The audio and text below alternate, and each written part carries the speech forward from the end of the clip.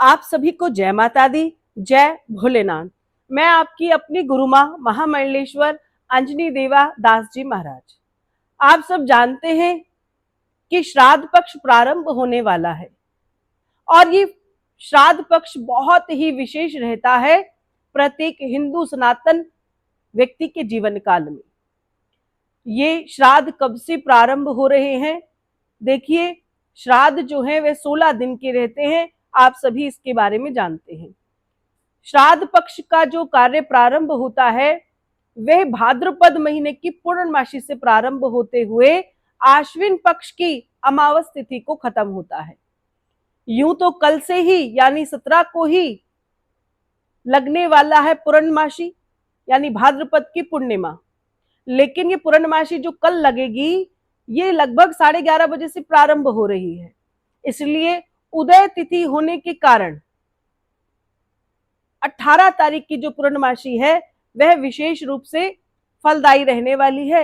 यानी ये कहिए कि आप पहला श्राद्ध 18 तारीख को भी कर सकते हैं और पूर्णमासी का श्राद्ध भी आप 18 तारीख को भी कर सकते हैं। तो मैं आपको बता दूं कि ये जो श्राद्ध पक्ष है ये हम ही जीवन काल में हमारे अथवा हिंदू सनातन व्यक्ति के जीवन में ये बहुत ही विशेष महत्व को रखते हैं।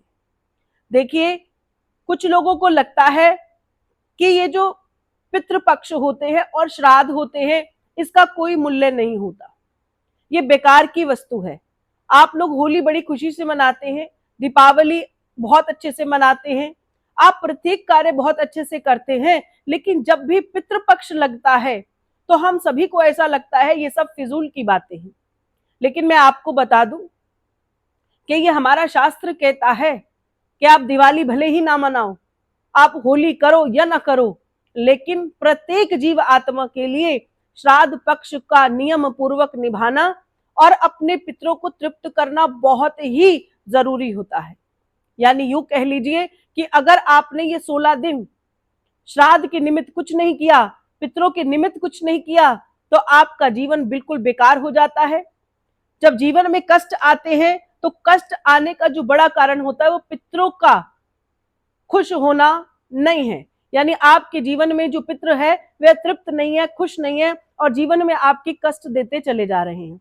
ये कष्ट बहुत प्रकार के हैं, शायद मैं गिनकर नहीं बता सकती, लेकिन विशेष रूप से 24 घंटे घर में दरिद्रता का वास, 24 घंटे घर में लड़ाई झगड़ा, बात बात पर कलह कलेश, किसी भी बच्चे का विवाह ना होना या विवाह होने के बाद संतान सुख की प्राप्ति ना होना, या फिर जैसे तैसे संतान हो भी जाए 8-10 साल के बाद और वह आपके निमित्त कुछ भी नहीं करती है, तो आप समझ लीजिए कि ये जीवन का जो खेल है ये सब पितरों का दोष है।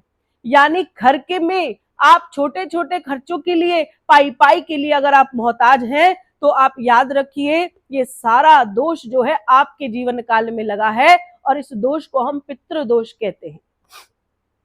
जब आप देवी देवताओं की आराधना करते हैं तो भगवान आपको आशीर्वाद देते हैं, आपका जीवन आनंदित करते हैं।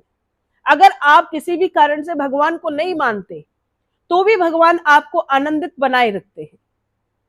लेकिन पितृपक्ष जब आता है तो पितरों की तृप्ति ना होने के कारण जो हमारे जीवन में कष्ट आते हैं वो जो के त्यों बने रहते हैं और समय के साथ साथ ये और बढ़ते चले जाते हैं। इसलिए शास्त्र कहता है कि आप देवी देवताओं की पूजा अपने आनंद के लिए कर सकते हैं, लेकिन जीवन को सुखी बनाने के लिए और सुचारू रूप से चलाने के लिए 16 दिन का पितृपक्ष जो है हमारे लिए बहुत ही विशेष रहने वाला होता है। और असल में कल से ही लोग इस कार्य को प्रारंभ करने वाले हैं, तो आप 17 तारीख से इस कार्य को शुरू कर सकते हैं और 16 दिन का श्राद्ध मतलब 2 अक्टूबर को जाकर ये खत्म होने वाला है। आप 18 तारीख यानी 18 सितंबर से इस काम को 2 अक्टूबर तक भी कर सकते हैं। मैंने सूची दे दी है, आप उसमें आराम से बैठकर देख लीजिएगा। छोटी सी वीडियो मैंने आपको पहुंचा दी है। तो मैं आपको पहले बता देना चाहती हूँ कि पितृपक्ष जो है हमारे जीवन में बहुत आनंदित फल प्रदान करता है। इसीलिए आप बहुत बार भगवान के चक्कर काटते रहते हैं, लेकिन भगवान आपको वो सुख नहीं दे पाता क्योंकि पितृदोष लगा हुआ है। पितृदोष की शांति अगर आप करना चाहते हैं तो पितरों को ही तृप्त कर कर होती है। पितर अगर आपके रुष्ट हैं, पितर आपके नाराज हैं और आप केवल भगवान को ही मना रहे हैं, तो भगवान कहते हैं कि पितरों का जो दोष है वो पितरों की तृप्ति से ही आप उससे मुक्ति पा सकते हैं। इसीलिए यानी पूर्णिमा और मावस को छोड़कर 14 दिन के श्राद्ध रहते हैं, यानी 14 दिन जब पूरे होते हैं वह अंतिम श्राद्ध होता आपके जीवन में होता है। अभी आपको क्या करना है और किस प्रकार से इस श्राद्ध के समय को बिताना है।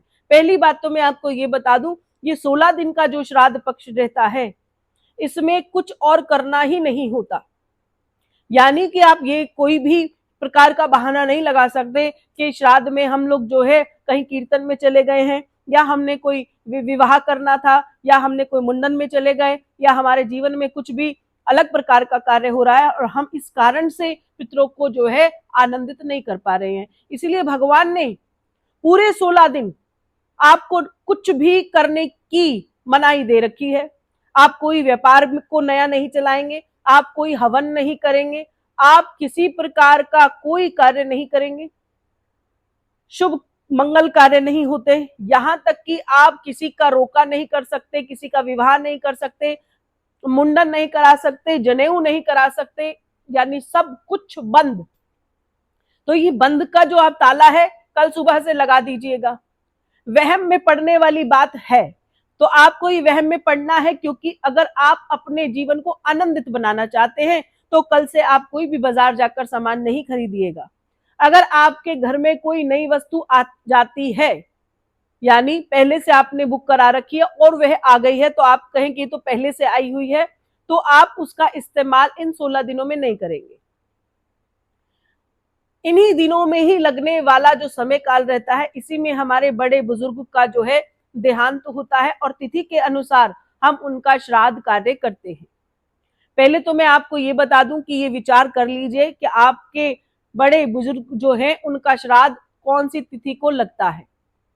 अगर आपको लगता है आपके माता पिता जीवित हैं या आपके दादा दादी भी जीवित हैं और आप पिछला कोई श्राद्ध नहीं कर रहे हैं, तो भी हमें अपने ऋषि मुनियों के लिए, अपने महात्मा उसके लिए, समाज के लिए भी जो ये श्राद्ध पक्ष के कार्य हैं उसे निरंतर करते रहना चाहिए।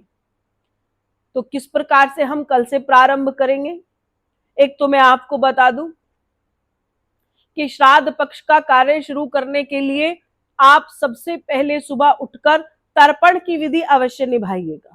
देखिए, आप ब्राह्मण के माध्यम से करें ये अति उत्तम है, लेकिन नहीं कर सकते तो कोई बात नहीं। सूर्य उदय को आप जल का लोटा लेंगे, उसमें जल भरिए और काले तिल डालते हुए सूर्य भगवान को ओम पित्राय देवाय नमः कहकर आप सूर्य भगवान को जल अर्पण कीजिए और अपने देवताओं से, पितृ देवताओं से कामना कीजिए कि वे आपके जीवन में आपको आशीर्वाद प्रदान करें। काले तिल जरूर डाल लें। पितृ तर्पण के लिए हमें क्या करना चाहिए, जल लेना है, उसी के अंदर थोड़े से काले तिल डाल लेने हैं। ये जो आपके पास उंगली है, इस उंगली के ऊपर आपको पहली बात तो ये कि एक आसन बनाना है। जो ये आसन होता है इसे कुशा का आसन कहते हैं, ये शुद्ध आसन होता है। तो कुशा को ही अपनी उंगली में बांधना है और जल की धारा को इस प्रकार से बहाना है कि जल आपकी इस धारा से निकल जाए। इसे तर्पण विधि कहते हैं। ओम पित्राय नमः, या आपके जो भी माता पिता का या कोई श्राद्ध या गुजरे हुए लोग हैं उनका ध्यान करते हुए आप इस जल को यहां से रोज सूर्य के समक्ष बैठकर इस कार्य को आप कीजिए।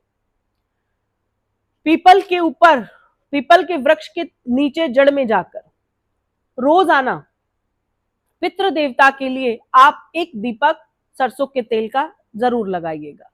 ये कार्य आपको लगातार 16 दिनों तक करना है। 16 दिन का मतलब शुद्धि का बड़ा विशेष ध्यान रखना है। आप किसी भी पार्टी के लिए न जाएं। पार्टी समझ रहे हैं, कुछ भी खाना पीना नहीं है, शुद्ध शाकाहारी जीवन जीना है। वैसे तो हिंदू सनातन धर्म में शराब और मांस को बिल्कुल निषेध बताया गया है, लेकिन जय हो ऐसे लोगों की जो सारी चीजों को छोड़कर उसका सेवन बड़े आनंद के साथ करते हैं। तो हमें क्या करना है, इन 16 दिनों के लिए अगर बचना है तो आप इस कार्य को बिल्कुल नहीं करेंगे। आप कहीं बाहर नहीं जाएंगे, किसी होटल में भोजन नहीं करें, अपने घर में आनंद का भोजन कीजिए और शराब और मांस का बिल्कुल सेवन नहीं करना है। 16 दिनों की ये परीक्षा है, आपको ब्रह्मचर्य का पालन करते हुए अपने 16 दिन बड़े ही आनंद के साथ व्यतीत करने हैं। जिन लोगों की तिथि है, तिथि के अनुसार वह ये कार्य जरूर करेंगे। यानी जिस दिन तिथि लगी हुई है और श्राद्ध है तो श्राद्ध के अनुसार इस कार्य को जरूर करना है। अब कल आप सुबह कोशिश कीजिए कि आप एक मटका जल का बनाएंगे। स्वच्छ जल लेकर एक स्वच्छ मटका, उसे धो लीजिए, उसमें स्वच्छ जल डाल दीजिए और जल डालने के बाद आपको क्या करना है, आप उस जल के घड़े के पास रसोई में उसे रखिए। शाम के समय उसमें 2 बाती का दीपक लगा दीजिए, यानी एक दीपक उसमें 2 बाती लगाकर वह दीप को प्रज्वलित करना है। कहते हैं भगवान जो है, पितृ देवता बड़े प्रसन्न होते हैं जिनके घर में श्राद्ध पक्ष में घड़ा रखा जाता है। इस्तेमाल करें, रोज पानी को बदले माफी चाहते हैं, पानी को बदलते रहें, पानी का इस्तेमाल करते रहें। प्रत्येक श्राद्ध वाले दिन आप सुबह पुनः उस मटके को भरेंगे और अपने श्राद्ध वाले दिन भी जब आपके घर में कोई श्राद्ध हो रहा है तो आप पितरों के निमित्त जो है भोजन प्रसादी बनाएं। ब्राह्मण को आपको जो है ये भोजन प्रसादी करानी चाहिए। अब ये ब्राह्मण कितने होने चाहिए, तो इनकी संख्या 1 होती है या फिर 3 होती है। 2 ब्राह्मणों को आप भोजन नहीं कराएंगे। कई बार क्या होता है, पति पत्नी आ जाते हैं और वे भोज कर लेते हैं, ऐसा नहीं करना। अगर कोई पति पत्नी आ रही है तो आप उसके घर का तीसरा व्यक्ति भी उधर ही विराजमान कराएं और 3 ब्राह्मणों को भोजन कराएं, अन्य एक को ही भोजन आपको कराना है। आप उन्हें वस्त्र दीजिए और पितरों की शांति के लिए कामना कराइए, उनसे बहुत सारा आशीर्वाद लीजिए। कुछ बच्चों को लगता है कि पंडित ने जो भोजन किया है वो हमारे पितरों को कैसे लगता है। कर्म ही प्रधान है और कर्मों के माध्यम से ही हमारे पितरों को तृप्ति मिलती है। चलिए बात करते हैं कि अगर आपके जो पितर हैं वो किसी ऐसी योनि में भटक रहे हैं जिनसे उनका कल्याण नहीं होगा और आप उनका श्राद्ध कर रहे हैं, तो वे उसी योनि में बैठकर भरपेट भोजन को प्राप्त करते हैं और उनकी जो जीव आत्मा है वो आपको आशीर्वाद देती है। अगर वे कोई पक्षी बने हैं तो उन्हें जल अमृत के समान प्राप्त हो जाता है। अगर वे कोई पशु योनि में आए हैं तो उनको बहुत आनंदित भोजन प्राप्त होता है। अगर वे किसी खतरनाक जानवर जैसे शेर चीते के उसमें आ जाते हैं तो उन्हें भी उन्हीं का भोजन जो है आनंद रूप में प्राप्त होता है और वे बड़ा ही ऊपर वाले का धन्यवाद करते हैं और ये धन्यवाद से ही आपका कल्याण होता है। इसीलिए आपका खिलाया हुआ भोजन आपके पितृ योनि में जिस भी रूप में वह पहुंचे होते हैं उनको प्राप्त होता ही होता है। इसीलिए पितरों का श्राद्ध बहुत विशेष बताया गया है।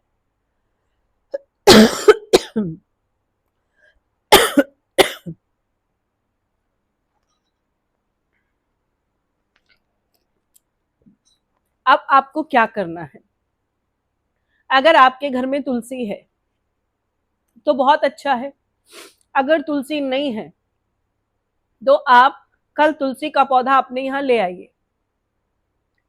शाम को संध्या के समय लगाई गई जोत पितरों के निमित्त जाएगी लगभग 16 दिन तक। जो पितरों के देवता हैं वो विष्णु भगवान है। जैसे जैसे समय काल के अनुसार आपके पितृ जो हैं एक योनि से दूसरी योनि में आते हैं, एक समय के बाद वह भगवान के धाम पहुंच जाते हैं, उनके चरणों में लीन हो जाते हैं और जो जीव आत्मा धीरे धीरे करके भी भगवान श्री हरि के चरणों तक पहुंच जाती है, वे जीवात्मा आपको बहुत सारा आशीर्वाद देती है। इसीलिए निरंतर जो है हम लोग अपने बड़े बूढ़ों का श्राद्ध करते रहते हैं। नहीं तो अपने ऋषि मुनियों का और अपने संतों का, या कोई गुजरे हुए हमारे गुरु संत हैं तो उनका भी हम श्राद्ध जो है करते हैं। नहीं पता होता, इसलिए हम पूरे 16 दिन जो है एक दीपक हर रोज पीपल के पेड़ के नीचे जाकर लगा कर आते हैं, जिससे हमारा कल्याण होता है। कई बार लोग तीर्थ स्थल पर भी जाते हैं।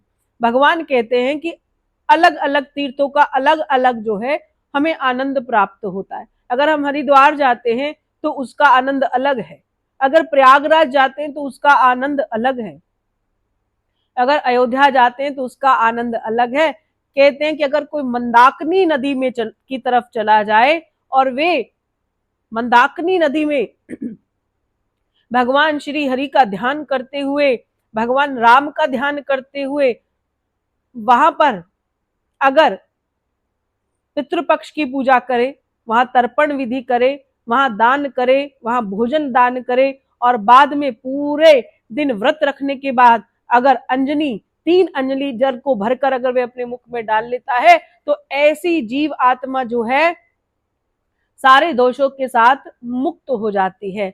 इसीलिए जो जिस विधि से कार्य करते हैं उसी विधि से उनको जो है फल परिणाम प्राप्त होते हैं। हम बड़ा कुछ नहीं कर सकते, तो ये 16 दिन जो है हम अपने घर बैठकर भी ये आनंद प्राप्त कर सकते हैं। पितृपक्ष जो है केवल पितृपक्षों के लिए ही होता है।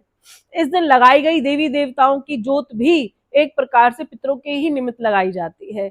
इसीलिए 16 दिन की जो विशेष कार्य विधि रहेगी वो पितृ देवताओं के लिए रहेगी, श्री हरि विष्णु जी के लिए रहेगी, उनके धाम के आनंद के लिए रहेगी। और सभी पितृ जो है, जो जिनका आपको नाम हो, आपके माता पिता, दादा दादी, जो भी आपको लगता हो, आप उनका नाम ध्यान कर कर भी ये ज्योत जो है हर दिन अपने घर में अवश्य लगाएंगे, तो कोई भी इसमें समस्या नहीं आती है। अगर आप जिस दिन श्राद्ध करते हैं उस दिन आपको बहुत ही स्वच्छ रहना चाहिए। भोजन के लिए स्वच्छता तो जरूरी है, स्नान आदि आपको करके रखना है, स्वच्छ वस्त्र आप धारण कीजिएगा, और बहुत विशेष है कि उस दिन ब्रह्मचर्य का पालन भी करना है। वैसे तो जिस ब्राह्मण ने आपकी वे प्रसादी पाई है उसे भी ब्रह्मचर्य का पालन करना बहुत जरूरी है। वह भी पूरे आनंद के साथ 16 दिन ब्रह्मचर्य का पालन करता है, तो ही हमारे द्वारा किया गया श्राद्ध जो है वह पूर्ण होता है।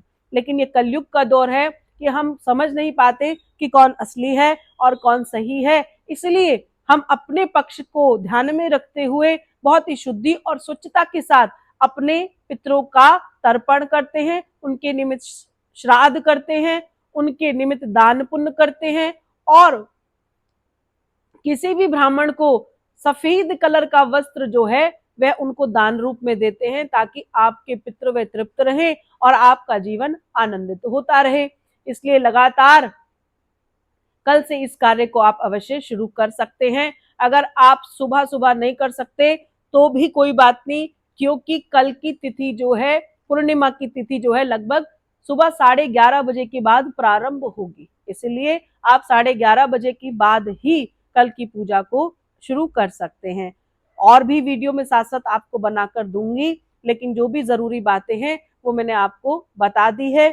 और मैं आपको बता दूं कि पितरों की तृप्ति करने के लिए हमें अपने घर की रसोई में और या फिर मुख्य द्वार पर एक कटोरी में थोड़ी सी चावल और उसके ऊपर 2 कपूर रख के अपने घर की मुख्य दहलीज पर पूरे 16 दिन जलाना चाहिए। इससे हमारा जीवन जो है वो आनंदित होता है और पितरों को तृप्ति प्राप्त होती है।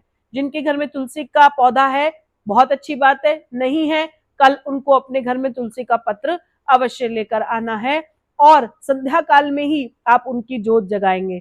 तुलसी की पूजा रात्रि काल में नहीं की जाती है, केवल जब 2 समय मिलते हैं तभी आप तुलसी का दीपक कल से प्रारंभ कीजिएगा। और लगभग 16 दिन के भीतर आप देखिए कि अगर आपने बहुत आनंद के साथ पितरों को तृप्त किया है तो उनका आशीर्वाद आपको मिलेगा, सभी संकट से आपको मुक्ति मिलने लग जाएगी और जीवन आनंदित होने लग जाएगा। आशा करती हूँ ये वीडियो आपको समझ में आई होगी और इसी प्रकार से आपको ये दिन बिताने हैं। आने वाली छोटी छोटी वीडियो में मैं साथ साथ आपको छोटे छोटे उपाय बताऊंगी जिससे आपके जीवन का कल्याण होगा। आप सभी को जय माता दी, जय भोलेनाथ।